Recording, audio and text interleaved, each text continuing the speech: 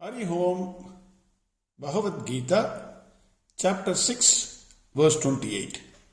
Dhyana Yoga, Meditation. In the last verse, Bhagwan Krishna said, a yogi whose mind is at peace, who has overcome his rajogunas, agitation breeding thoughts, competition, then bad mouth, cheating somebody, whatever it is, rajoguna, active, very, very active person, who is sinless. So, he has overcome the rajoguna, he is also sinless. Who has become one with Brahman, he gains absolute peace, absolute bliss. That is what Bhagavan said in verse 27. Now verse 28. Yunjannevam sadatmanam yogi vigada kalmashagam sugena brahma samsparsham adyantam sugamasnutem. Bhagavan says here, yogi vigada kalmashaga, a sinless yogi. To be sinless, one has to lead a dharmic life. 24/7. It is not only when you sit in the seat of meditation. Sir, I will sit in the seat of meditation. I will not think bad thoughts, sir. I will do it, sir. Impossible. Unless 24/7, from morning to night, you lead a dharmic life. Impossible. Those adharmic actions, adharmic thoughts will disturb your mind. So you have to train in your mind in such a way that you are always in tune with Dharma. Whatever action you do, whatever thoughts you think, you have to be in tune with them. It is not very difficult. I am telling you, it is not very, very difficult. It is in fact easy to lead. It is easy to be on the right side of law. It is only difficult to be on the wrong side of the law. For example, if you drive your vehicle, normally you go in the road in the right direction. Only if you have to come in the wrong direction, you have to be much more careful. Not the person who is going in the right direction. So, a person who is driving his vehicle in the wrong direction or jumping the signal only should be afraid of police. Not the one who is driving the vehicle carefully and following the correct rules. He is on the side of the law, right side of the law. So, to be on the right side of the law is very easy. But what we think is, we have to somehow bend the law to suit our convenience. There the adharma comes. Then agitation. When you see the policeman, then you drive the vehicle fast. Then you hit somewhere. You get injured. So be on the right side of law. Lead a dharmic life. 24/7. Then we get the kalmashaha. That person is a sinless person. Yogi vikada kalmashaha yunjan evam sadatmanam. Yunjan evam sadatmanam. In this manner, connecting the mind. That is what this yunjan evam sadatmanam means. The manner of connecting the mind with the self has already been explained by Bhagwan Krishna. The mind should be always at peace. The rajoguna, the agitation breeding thoughts, have to be completely erased. Sage Vishwamitra has done it. He was a king. He was fully agitated, always angry. He fought with Sage Vasishta, but he overcame. He became a Brahma Rishi. So then the person has to be sinless. This person can easily connect with Brahman whenever he sits in the seat of meditation. No other thought, disturbing thoughts will not come, cannot come. Mind is at peace. He has not done any sin. So where is the question of, for us, we have a lot of ambitions, lot of thoughts. Here Bhagavan says sadatmanam.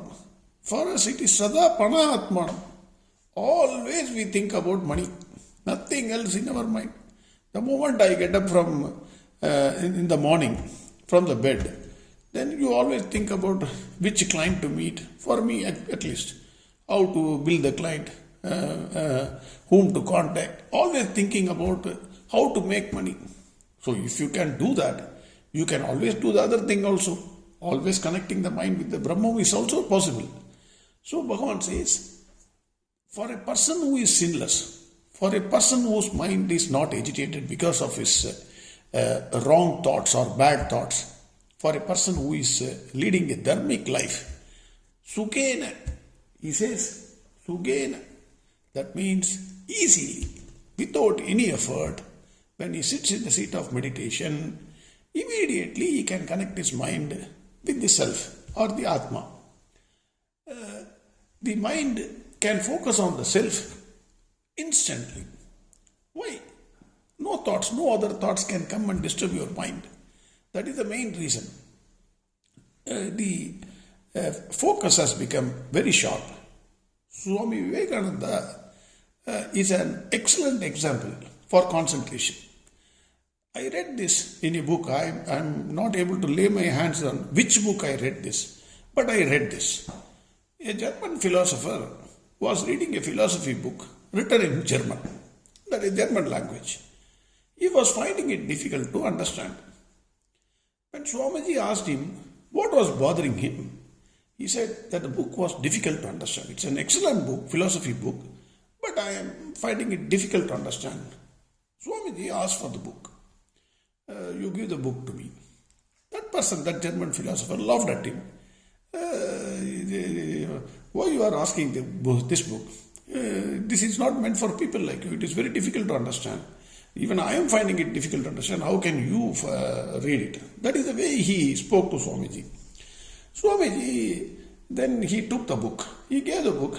Swamiji took the book and read the book within a few hours, maybe 2 hours or 3 hours, whatever be the number of pages. He completed only once, not twice, thrice, like we read. Only once he read and returned the book in a very short time, let us say. So the German philosopher laughed. I told you, this is very difficult even for me, then how can you understand? Swamiji smiled at him and said, I have read the book completely and understood each and every word of it. This German philosopher could not believe the words of Swamiji. We don't believe these Swamijis. We always try to question even Bhagwan Krishna. Nothing wrong, because only by questioning you you develop, you overcome the doubts. So he started questioning from different chapters, because in the first chapter you may read well, second chapter onwards we will lose interest, similar to Bhagavad Gita. The first chapter we get tremendous interest. Going on slowly we lose interest. It's all okay. This is not part of our life. Let us see something else. Something like that he thought. So he asked a question from different chapters. Every question asked by the German philosopher was answered correctly and to his satisfaction. He explained it beautifully. Then the German philosopher could not believe how this can happen. It is the focus of the mind. Once he is into something, Swami Vivekananda, 100% focus will be there, not on anything else. Same thing you can do if you are a sinless person, if you are leading a dharmic life. Whatever work on your hand, 24/7, you can focus your mind on that job, and you can be successful in any field, whatever be the field. If you sit in meditation, automatically you can sugena, easily you can connect with Atma. If you are reading a book, 100% concentration on the book. If you are doing something else, whatever is your work, 100% concentration. Your mind will become your servant, provided you are a sinless person. You lead a dharmic life. Then only your mind can focus. Otherwise, what happens? Oh, I did this wrong. Oh, I want that. Oh, I have to do this. Your thought goes in different directions. You can't concentrate on the book. You can't, 100% your job will be utterly a shabby job. That is why Bhagavan says, Sukena, easily he can connect his mind. Sukena Brahma Samsparsham. Immediately he can connect the mind with the Atma. Brahma Samsparsham, that is Brahma. Adhyantam Sugam Asnute. Suppose you have a AC. Let us assume hot summer, extreme summer. You go home. What do? You just switch on the AC.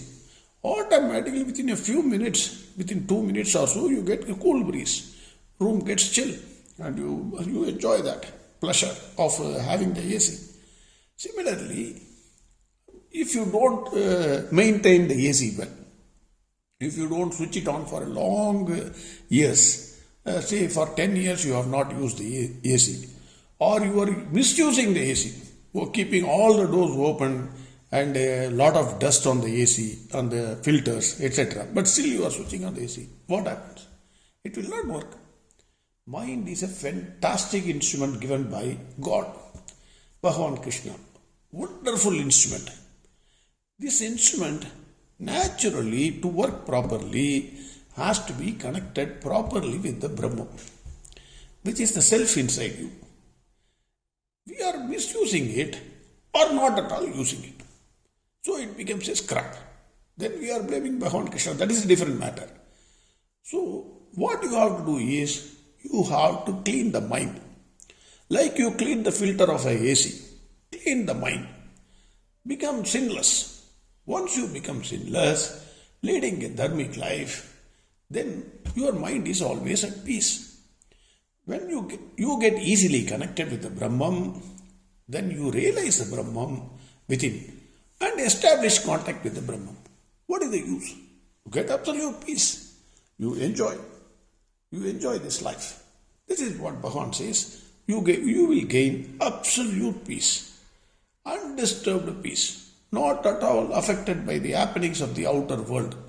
Whatever happens, you will be always at peace. Absolute peace and absolute bliss you will get. That is what Bhagavan is saying in this verse. Bhagavan says, the yogi who is sinless, by connecting his mind in this manner, easily gains absolute bliss by the contact with the Brahman. Verse 28 again. Yunjannevam sadatmanam yogi vigada kalmashaham sugena brahma samsparsham adyantam sugamasnute. Next verse tomorrow. Hari Om Sarvam Krishnarpnamastu.